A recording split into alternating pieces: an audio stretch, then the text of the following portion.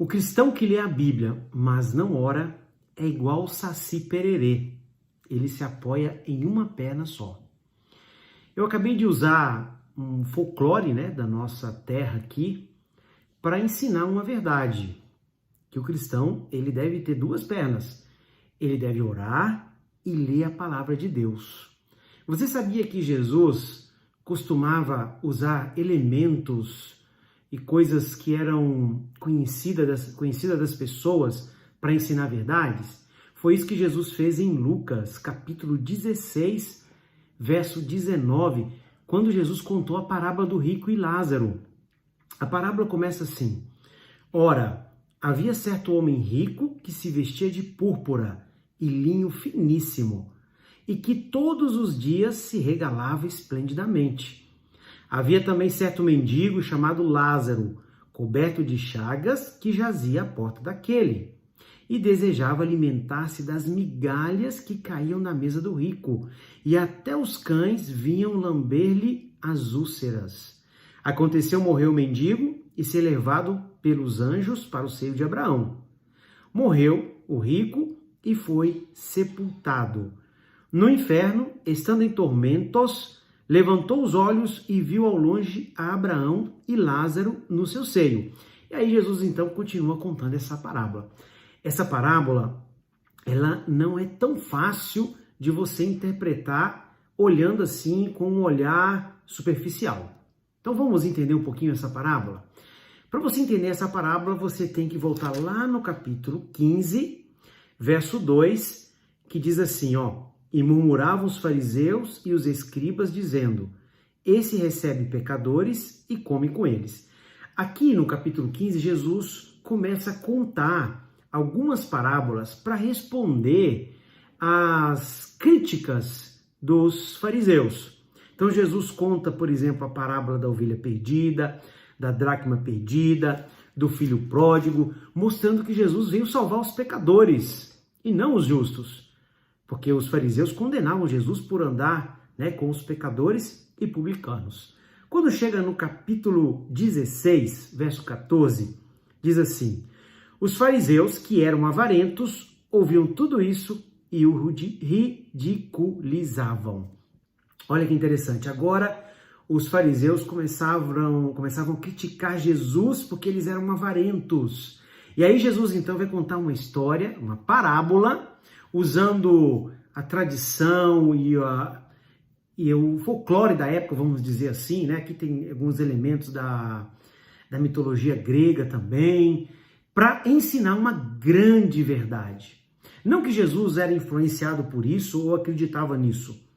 Nós, por exemplo, não acreditamos em Saci Pererê, mas eu usei como uma ilustração e foi o que Jesus fez para ensinar grandes verdades. Primeira coisa, quando a gente vai interpretar uma parábola, a gente precisa entender que parábola não deve ser interpretada de forma literal em todos os seus elementos. E é claro, se eu fosse interpretar aqui de forma literal, eu teria que falar que o céu e o inferno, com esse lugar de fogo, são tão próximos que você pode esticar a mão e alcançar do outro lado. Não tem lógica, De falar que alguém vai para o seio de Abraão. E aí se você começa a pegar os detalhes ali, não tem sentido. As parábolas eram usadas para ensinar uma verdade principal, não para você basear uma doutrina. Por exemplo, quando a gente fala da parábola das virgens lá, metade estava preparada para receber o noivo, metade não estava preparada. Eu não posso tirar uma doutrina aí dizendo que metade das pessoas vão se salvar e metade vão se perder, ok? Parábola é para ensinar uma grande verdade. Aí você fala, mas aí fala do inferno como lugar de tormento. Note o seguinte, Jesus está usando agora a crença popular que eles tinham, e você sabe que até hoje as pessoas, quando falam inferno, não entendem inferno como sepultura, que é o que a Bíblia ensina em toda a Escritura, desde o Antigo Testamento, quando fala do Sheol, que era o lugar, a casa dos mortos, a morada dos mortos, ou seja, o pó da terra, de forma inconsciente, ou traduzido por Hades, que também tem esse significado, mas aqui realmente Jesus está usando uma crença popular. Não que ele acreditasse nisso, mas para ensinar uma grande verdade, inclusive sobre a questão da vida após a morte. E aí então, quando Jesus vai discorrendo na parábola, ele diz assim, verso 25: Disse, porém, Abraão: Filho, lembra-te de que recebeste os teus bens em tua vida, e Lázaro igualmente os males. Agora, porém, aqui ele está consolado, tu em tormentos. Lembra que Jesus falou uma vez assim, quem ganhar essa vida terrena, perde a vida eterna. E quem perder essa vida, ganha a vida por vir, a vida eterna. É exatamente isso que Jesus está querendo ensinar aqui. Que aqueles que focam nessa vida e querem os ganhos e prazeres dessa vida, não terão sucesso na vida eterna. Olha que interessante, Jesus estava falando para os fariseus, né? E publicanos e pecadores. Eles acreditavam que o rico era abençoado e ele seria salvo. E que os pobres eram amaldiçoados. E no caso desse mendigo aqui, para piorar, ele estava com chagas, com doença de pele, que na época era chamada de lepra, né? Ou seja, ele era duplamente amaldiçoado. E Jesus, ele inverte. Ele coloca o rico no inferno, ou seja, na perdição, e coloca o pobre, amaldiçoado, imundo, como salvo. Jesus queria dar uma lição. Uma outra coisa interessante aqui é que geralmente nas parábolas, Jesus não dava nome para os personagens. Jesus chamava filho pródigo, semeador saiu a semear, e assim por diante, não tinha nome. Aqui Jesus usou um nome, Lázaro. Por que Jesus usou o nome Lázaro? Você já parou para pensar nisso aí?